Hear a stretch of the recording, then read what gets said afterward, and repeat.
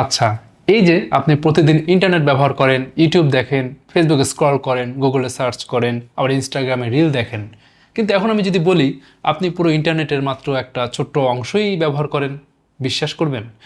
বেশিরভাগ মানুষ আসলে মনে করে যে গুগলে যা পাওয়া যায় সেটাই হয়তো পুরো ইন্টারনেট। কিন্তু আসল সত্যিটা হলো গুগল যেটা আপনাকে দেখায় সেটা পুরো ইন্টারনেটের খুবই ছোট একটা অংশ, জাস্ট 5%। বাকি বিশাল অংশটা আমাদের মতো জেনারেল পিপলদের চোখের আড়ালেই হয়ে থাকে। আর ঠিক এখান থেকেই শুরু হয় ইন্টারনেটের সবচেয়ে রহস্যময় গল্প। আমরা অনেকেই কিন্তু সারফেস ওয়েব, ডিপ ওয়েব আর ডার্ক ওয়েবের নাম শুনেছি, কিন্তু বেশিরভাগ মানুষ এগুলোর আসল পার্থক্যটা জানে না। কেউ মনে করে ডিপ ওয়েব মানে হচ্ছে ইলিগাল, আবার কেউ ভাবেন যে ডার্ক ওয়েবে ঢুকলেই হচ্ছে হ্যাকার হয়ে গেলাম। বাস্তবে কিন্তু বিষয়টা একদমই এমন না। তো আজকের ভিডিওতে আমরা এই পুরো ইন্টারনেটকে একটা বিশাল আইসবার্গ হিসেবে দেখব। আইসবার্গ চেনেন তো না? ওই যে অ্যান্টার্কটিকার আশেপাশে গেলে যে বরফগুলো দেখা যায়, ছোট ছোট বরফখণ্ড, ওগুলোই হচ্ছে আইসবার্গ। আচ্ছা, আইসবার্গকে কেন এক্সাম্পল হিসেবে নিলাম, কারণ এই এক্সাম্পলটা যদি আপনি বুঝতে পারেন তাহলে আপনি পুরো বিষয়টাই হচ্ছে ক্লিয়ার হয়ে যাবে আপনার কাছে। আপনাদের টাইটানিক মুভিটার কথা মনে আছে? ওই মুভিতে দেখা গিয়েছিল যে টাইটানিক একটা আইসবার্গের সাথে ধাক্কা খেয়েছিল এবং যার ফলে কিন্তু টাইটানিক জাহাজের নিচে ফুটো হয়ে যায়। তো আইসবার্গ জিনিসটা উপর থেকে যতটা হচ্ছে ছোট মনে হয়, ভিতরে কিন্তু ততটা ছোট না, নিচে কিন্তু অনেক বিশাল একটা পার্ট আছে। তো ইন্টারনেটেও ঠিক এরকমই। আমরা প্রতিদিন যে ওয়েবসাইটগুলো ইউজ করি সেগুলো হচ্ছে আইসবার্গের উপরের অংশ, আর নিচে এমন কিছু লেয়ার আছে যেগুলোর কথা অনেকেই আমরা জানি না। চলুন একদম উপরের লেয়ার থেকে শুরু করি। এই উপরের লেয়ারটার নাম হচ্ছে সারফেস ওয়েব। এটাকেই অনেকে ভিজিবল ওয়েব বা ওপেন ওয়েবও বলে থাকি। এখানে আছে Google, YouTube, Facebook, Instagram, Reddit, Wikipedia, Amazon, মানে যেসব ওয়েবসাইট আপনি সচরাচর প্রতিদিন ব্যবহার করেন সেগুলো। এগুলো গুগল সার্চ করলেই সঙ্গে সঙ্গে চলে আসে। কোনো বিশেষ ব্রাউজার লাগে না, কোনো বিশেষ পারমিশন লাগে না। আপনি একটা ব্রাউজার, যে কোনো একটা ব্রাউজার খুললেই ওয়েবসাইটের নাম টাইপ করলেন, বাস ঢুকে গেলেন। তো আমরা কিন্তু দিনের প্রায় পুরোটা সময় এই সার্ফেস ওয়েবে কাটাই। কিন্তু মজার বিষয় হলো পুরো ইন্টারনেটের খুবই ছোট একটা অংশ হচ্ছে এই সারফেস ওয়েব। মানে আপনি যত ওয়েবসাইট চেনেন, যত সার্চ করেন, সব মিলিয়েও ইন্টারনেটের বিশাল অংশ এখন পর্যন্ত আপনার চোখের আড়ালেই রয়ে গেছে। এখন নিশ্চয়ই আপনার মাথায় একটা প্রশ্ন ঘুরছে যে যদি সারফেস ওয়েব এত ছোট হয় তাহলে বাকি অংশে কি আছে এমন? সেখানে কি শুধুমাত্র হ্যাকার আর ক্রিমিনাল এরাই থাকে, নাকি অন্য কোনো স্টোরি আছে? আর এখান থেকে শুরু হয় ইন্টারনেটের সেকেন্ড লেয়ার, যেটাকে আমরা সবচেয়ে বেশি রিমার্স ছড়িয়েছি যেটা সম্পর্কে, আর সেটা হচ্ছে ডিপ ওয়েব। আর বিশ্বাস করুন, ডিপ ওয়েব সম্পর্কে যে ধারণা আপনার আছে সেটা হয়তো পুরোপুরি ভুল। আবার অনেকেই মনে করেন যে ডিপ ওয়েব আর ডার্ক ওয়েব জিনিসটা একই, কিন্তু আসলে এই দুটার মধ্যে বিশাল পার্থক্য আছে, লাইক আকাশ পাতালের মতো পার্থক্য আছে। ডিপ ওয়েব মানেই ইলিগাল না, বরং আপনি প্রতিদিন ডিপ ওয়েব ব্যবহার করেন, শুধু বুঝতে পারেন না। আসলে অবাক লাগছে, ধরুন আপনি ইন্টারনেট ব্যাংকিংয়ে লগ ইন করলেন, আপনার অ্যাকাউন্ট ব্যালেন্স দেখলেন, লাইক নেক্সাস পেতে আপনি ঢুকছেন, সেখানে হচ্ছে আপনার অ্যাকাউন্ট ব্যালেন্স দেখছেন। তো এই যে পেজটা, এটা কি গুগল সার্চ করলে পাওয়া যাবে? না, এটা শুধুমাত্র আপনার জন্য। আবার ধরুন আপনি জিমেলে লগ ইন করলেন, আপনার ইনবক্সে হাজারটা ইমেল আছে, সেগুলো কি গুগল সার্চ করলে পাওয়া যাবে? অন্য কেউ দেখতে পারবে? অবশ্যই না। একইভাবে আপনার ফেসবুক মেসেঞ্জার, চ্যাট, গুগল ড্রাইভের যেসব ফাইল আছে, ইউনিভার্সিটি পোর্টাল, অফিস ড্যাশবোর্ড, হসপিটালের মেডিকেল রেকর্ড, এই সবগুলোই আসলে ডিপ ওয়েবের অংশ, কারণ এগুলো পাবলিক না, এগুলো সার্চ ইঞ্জিন ইন্ডেক্স করে না।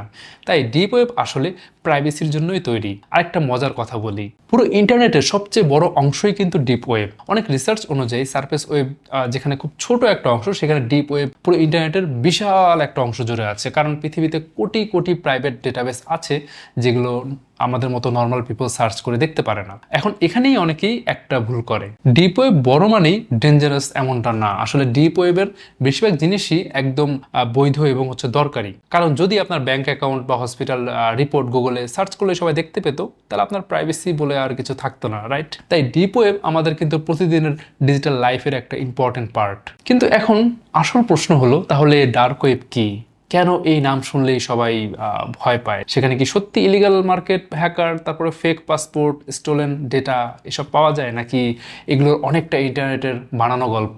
আর সবচেয়ে বড় কথা হচ্ছে, ডার্ক ওয়েবে ঢুকলেই কি কোনো রিস্ক আছে? এই প্রশ্নের উত্তরই আমরা এখন জানবো, কারণ ইন্টারনেটের সবচেয়ে রহস্যময় লেয়ারের শুরু হয় ঠিক এখান থেকেই, ডার্ক ওয়েবে। এই নামটা শুনলে অনেকের কাছে ওই যে বললাম যে হ্যাকার, ব্ল্যাক মার্কেট, তারপরে হচ্ছে হিটম্যান, সিক্রেট অর্গানাইজেশন, এই ধরনের জিনিসগুলো ওই যে মুভি সিনের মতো মাথায় চলে আসে, কিন্তু বাস্তবতাটা হচ্ছে একটু আলাদা। প্রথমে একটা বিষয় ক্লিয়ার করে দিই, ডার্ক ওয়েবে ঢোকা নিজে থেকে ইলিগাল না, কিন্তু সেখানে গিয়ে আপনি কি করছেন সেটাই আসল বিষয়। ডার্ক ওয়েবে ঢোকার জন্য নর্মাল ব্রাউজার কিন্তু এনাফ না। সাধারণত একটা বিশেষ স্পেশালাইজড ব্রাউজার ইউজ করতে হয়, যেটা নাম হচ্ছে টর ব্রাউজার। এই টর ব্রাউজারের উদ্দেশ্য হলো আপনার আইডেন্টিটি আর লোকেশন যতটা সম্ভব গোপন রাখা। ধরুন আপনি একটা লেটার পাঠাচ্ছেন কাউকে, নর্মালি লেটারটা একটা রাস্তা দিয়ে কিন্তু তার গন্তব্যে যাবে, কিন্তু টর সেই লেটারটাকে একটার পর একটা অনেকগুলো ভিন্ন রুট ঘুরিয়ে তারপর পাঠায়, যার ফলে মাঝখান থেকে কোথাও হচ্ছে কেউ ট্র্যাক করতে পারে না। তার জন্য বোঝা কঠিন হয়ে যায় যদি সে চায় আপনার সেই লেটারটাকে ট্র্যাক করতে। এই কারণেই জার্নালিস্ট, হিউম্যান রাইটস অ্যাক্টিভিস্ট বা হচ্ছে এমন মানুষ যারা এমন দেশে থাকেন যেখানে ইন্টারনেটের উপর কড়া নজরদারি থাকে, তারাও কিন্তু টর ব্যবহার করেন। তাই টর বা ডার্ক ওয়েব মানেই যে ক্রিমিনাল, বিষয়টা এমন ভাবা কিন্তু ভুল। তবে এটাও সত্যি যে ডার্ক ওয়েবের কিছু অংশ ইলিগাল কাজে ব্যবহার করা হয়। সেখানে চুরি হওয়া ডেটা, ফেক ডকুমেন্ট, মেলওয়্যার, তারপরে স্ক্যাম সার্ভিস বা অন্যান্য অবৈধ যেসব মার্কেট প্লেস আছে সেগুলো নিয়ে বহুবার কিন্তু হচ্ছে ল এনফোর্সমেন্ট অভিযান চালিয়েছে। এমনও শোনা গেছে হিউম্যান লেদারের মানিব্যাগ সেল করা হচ্ছে, ভাবা যায়। তাই ইন্টারনেটে যে গল্পগুলো শোনা যায় তার কিছু বাস্তব, আবার অনেক কিছুই আবার অতি রঞ্জিত। বিশেষ করে রেড রুম নামে একটা যে গল্প বেশ ছড়িয়ে পড়েছিল কিছুদিন আগে, যেখানে নাকি লাইভ ক্রাইম দেখানো হয়, এটা অস্তিত্বের কোনো নির্ভরযোগ্য প্রমাণ কিন্তু আজ পর্যন্ত পাওয়া যায়নি। তো বেশিরভাগ সাইবার সিকিউরিটি এক্সপার্ট এটাকে ইন্টারনেট মিথ বলেই মনে করেন। আচ্ছা, আরেকটা বিষয় নিয়ে আলোচনা করি। অনেকেই মনে করে বা বলে যে ইন্টারনেটের আরও নিচে নাকি মারিয়ানাস ওয়েব, ফগ, প্রাইমার্জ সিস্টেম, এরকম আরও কয়েকটা সিক্রেট লেয়ার আছে। যেমন পৃথিবীর সবচেয়ে গভীরতম স্থান হচ্ছে মারিয়ানা ট্রেঞ্চ, তো সেটার সাথে এটাকে আর কি কম্বিনেশন করা হয়েছে। তো শুনতে মারিয়ানা ট্রেঞ্চের মতো দারুণ রহস্যময় লাগলেও এখন পর্যন্ত এগুলোরও কোনো অস্তিত্বের কোনো প্রমাণ পাওয়া যায়নি। এগুলো বেশিরভাগই হচ্ছে ইন্টারনেটের ফোকলোর, অথবা এগুলোকে বলা হয় অনলাইন মিথ। তো বাস্তব ইন্টারনেটের নিশ্চিতভাবে জানা অংশগুলো হলো সারফেস ওয়েব, ডিপ ওয়েব আর হচ্ছে ডার্ক ওয়েব। তাই ইউটিউব বা সোশ্যাল মিডিয়াতে ইন্টারনেটের 8 লেভেল, মারিয়ানা লেভেল বা হচ্ছে যেটা সবচেয়ে গোপন ওয়েব, এই ধরনের ভিডিও দেখলে একটু যাচাই করে তারপরে ক্লিক করবেন। সবকিছু শুনেই বিশ্বাস করতে হবে এরকম কিছু না। হ্যাঁ, আগে হচ্ছে যাচাই করে নেবেন, তারপর বিশ্বাস করাটা আপনার ব্যাপার। তো আজকে ভিডিও থেকে একটা জিনিস অবশ্যই মনে রাখবেন যে সারফেস ওয়েব হলো আমরা প্রতিদিন যেটা ব্যবহার করি, ডিপ ওয়েব হলো প্রাইভেট এবং সিকিউর ডেটার জগৎ, আর ডার্ক ওয়েব হলো এমন একটা হিডেন নেটওয়ার্ক যেখানে হচ্ছে প্রাইভেসি লিগালিও হয় আবার ইলিগালিও হয়। তাই কোনো লেয়ারকে শুধু রহস্য বা ভয়ের চোখে না দেখে আগে বুঝে নেওয়াটাই সবচেয়ে ইম্পর্টেন্ট। ওকে, তাহলে ভিডিওটা শেষ করতে হচ্ছে। যদি ভিডিওটা ভালো লাগে তাহলে অবশ্যই লাইক করবেন, শেয়ার করবেন বন্ধুদের সাথে। আর এমন সহজ ভাষায় হচ্ছে টেকনোলজি আর সাইবার ওয়ার্ল্ডের অজানা বিষয় জানতে আমাদের চ্যানেলটা সাবস্ক্রাইব করুন অথবা ফলো করুন। আজকে ভিডিও এই পর্যন্তই, দেখা হবে পরে কোনো ভিডিওতে। সে পর্যন্ত সবাই ভালো থাকুন, সুস্থ থাকুন।